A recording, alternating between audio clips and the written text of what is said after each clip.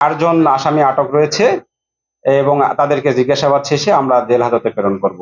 আমাদের যে সিরাজগঞ্জ জেলা পুলিশ বরাবরই যে কোনো চাঞ্চল্যকর ঘটনার সৃষ্টি হইলে তাৎক্ষণিক সাড়া প্রদান করতো। সেই অপরাধ দমন সহ অপরাধীদের শনাক্ত করে আইনের আওতায় বিচার নিশ্চিত করার করে থাকেন।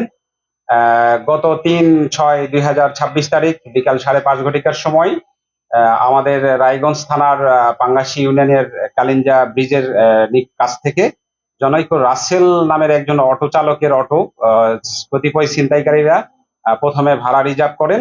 এই ভাড়া রিজার্ভ করার পরবর্তীতে এক পর্যায়ে তাকে ধারালো চাকু বা অস্ত্রের ধারালো ছোরা এরকম অস্ত্রের দ্বারা ভয় দেখিয়ে তার অটোটা ছিনতাই করে নিয়ে চলে যায়।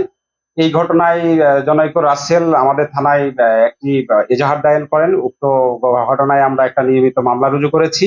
এই মামলার রুজু করার পরপরই আমার ইন্সপেক্টর তদন্ত সহ জেলা পুলিশের অভিভাবক জনাব সাইফুল ইসলাম শান্ত পুলিশ সুপার মহোদয় স্যারের দিক নির্দেশনায় আমাদের অতিরিক্ত পুলিশ সুপার রায়গঞ্জ সার্কেল মহোদয়ের হস্তক্ষেপ গ্রহণের মাধ্যমে আমরা অতি দ্রুত এই থানার চৌকস টিমে এবং ইন্সপেক্টর তদন্তের নেতৃত্বে প্রথমত আমরা 3 জন আসামিকে আটক করি। এই 3 জন আসামিকে জিজ্ঞাসাবাদে এবং তাদের স্বীকারোক্তি মোতাবেক ছিনতাই হওয়া অটোটি আমরা সিরাজগঞ্জ জেলার সদর থানাধীন সয়াদানগড়া পুকুর চালা দক্ষিণ পাড়া এলাকা হইতে অভিযান চালিয়ে উদ্ধার করা হয় এবং উদ্ধারপূর্বক সেটা জব্দ করা হয়। যার হেফাজত থেকে উদ্ধার করা হয়েছে তাকেও আমরা আটক করেছি। এ পর্যন্ত এই ঘটনায় আমাদের 4 জন আসামি আটক রয়েছে এবং তাদেরকে জিজ্ঞাসাবাদ শেষে আমরা জেল হাজতে প্রেরণ করব এবং এই ঘটনার সাথে আরো সংশ্লিষ্ট যারা আছেন তাদেরকে দ্রুতই শনাক্তপূর্বক